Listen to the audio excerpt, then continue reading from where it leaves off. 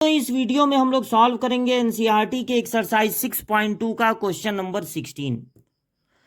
Prove that function F, एक function है F, prove करना है, गिवन बाई, देखिए फंक्शन को नोट कर लेते हैं, फंक्शन है लॉग साइन एक्स, वो इंक्रीजिंग होगा इस इंटरवल में और डिक्रीजिंग होगा इस इंटरवल में। ये बात हम लोगों को प्रूव करनी है। तो पहले आप ये समझिए कि इंक्रीजिंग डिक्रीजिंग होता क्या है। अगर किसी फंक्शन का ग्राफ प्लॉट किया जाए, X O X dash Y O Y dash, तो मान लीजिए फंक्शन का जब ग्राफ ड्रॉ किए तो उसमें दो ही तरह के रीजन मिले, या तो एक्स के बढ़ने पे, मतलब एक्स की वैल्यू बढ़ाए जब, या एक्स की वैल्यू कम किए तो उस फंक्शन पर कोई असर ही नहीं पड़ा, या तो एक्स और वाई डायरेक्टली प्रोपोर्शनल हैं, यानी एक्स के बढ़ने पे वाई बढ़ेगा और एक्स के कम होने पे वाई कम होगा। दो ही तरह के उसमें रीजन हमको मिले, तो ऐसे फंक्शन को कहते हैं इंक्रीजिंग। सपोज कीजिए फंक्शन के ग्राफ में आपको सिर्फ एक ही तरह का रीजन मिला, ये जो आप देख रहे हैं एक्स के बढ़ने घटने पे वाई पे कोई असर ही नहीं पड़ा, ये नहीं मिला, केवल डायरेक्टली प्रोपोर्शनल वाला मिले, यानी एक्स के बढ़ने पे वाई की वैल्यू बढ़ जाए, फंक्शन की वैल्यू बढ़ जाए, और एक्स के कम होने पर फंक्शन की वैल्यू कम हो जाए। तो ऐसे फंक्शन को कहते हैं स्ट्रिक्टली इंक्रीजिंग। दूसरी बात, मान लीजिए आप किसी फंक्शन का ग्राफ बनाते हैं और आपको उस ग्राफ में दो तरह के रीजन मिलते हैं, या तो एक्स की वैल्यू बढ़ाने पे या एक्स की वैल्यू कम करने पे वाई पे कोई असर ही नहीं हो रहा है, जो था वही है, या फिर एक्स और वाई इनवर्सली प्रोपोर्शनल है, जब आप एक्स की वैल्यू बढ़ा रहे हैं तो वाई की वैल्यू बढ़ने की बजाय कम हो जा रही है, और जब एक्स की वैल्यू कम कर रहे हैं तो वाई की वैल्यू बढ़ जा रही है, उल्टा रिलेशन है। तो ऐसे फंक्शन को कहते हैं डिक्रीजिंग। अच्छा, अब मान लीजिए ग्राफ प्लॉट करने पे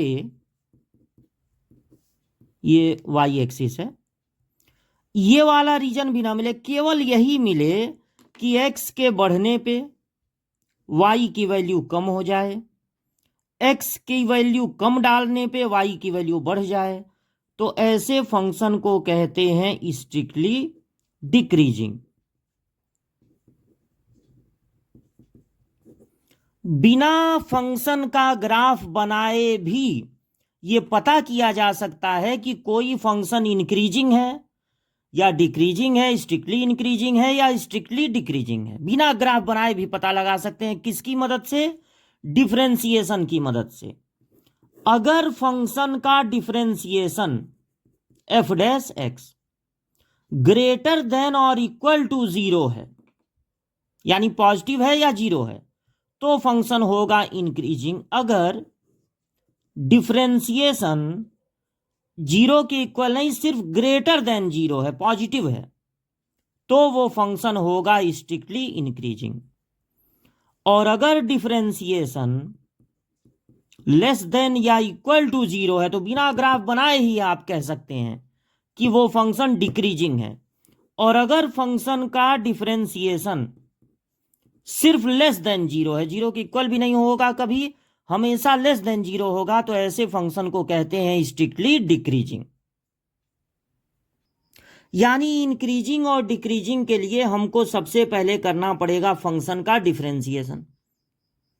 डिफरेंशिएशन में पहले लॉग का रूल लगेगा, तो लॉग एक्स का, इसको एक समझिए, लॉग एक्स का होता है 1/x, फिर इंटू, अब लॉग को छुपा लीजिए, तो साइन एक्स का डिफरेंशिएशन होता है cos x, cos by sine हो जाएगा कॉट एक्स, तो आपका डिफरेंशिएशन आया cot x।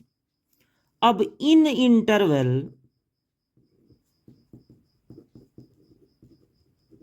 ये वाला 0 π/2 के बीच में कॉट कैसा होगा? देखिए 0 π/2 का मतलब होता है फर्स्ट क्वाड्रेंट।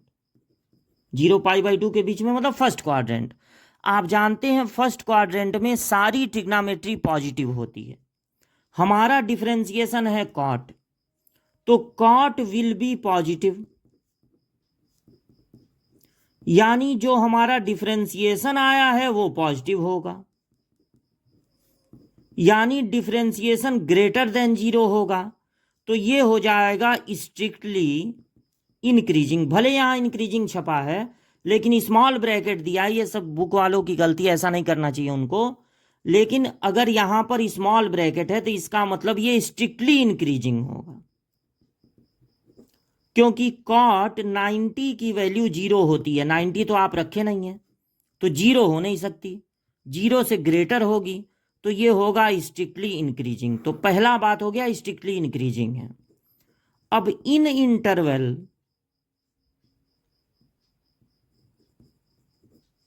दूसरा वाला π/2 कामा पाई, π/2 कामा पाई का मतलब हो गया सेकंड क्वाड्रेंट।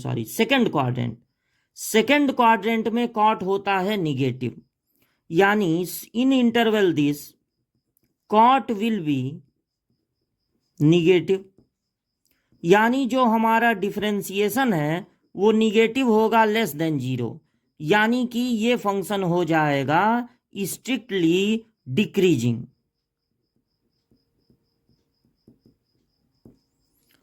तो वो कह रहे हैं इंक्रीजिंग है। इंक्रीजिंग अगर वो कह रहे थे तो उनको यहां पर देना चाहिए था स्क्वायर ब्रैकेट, ताकि 0 भी मिले। इंक्रीजिंग डिक्रीजिंग में 0 भी मिलना चाहिए, लेकिन भले वो दिए हैं, लिखे हैं कि इंक्रीजिंग होगा डिक्रीजिंग होगा, लेकिन जो वाकई में आ रहा है वही आपको बोर्ड एग्जाम में लिखना है।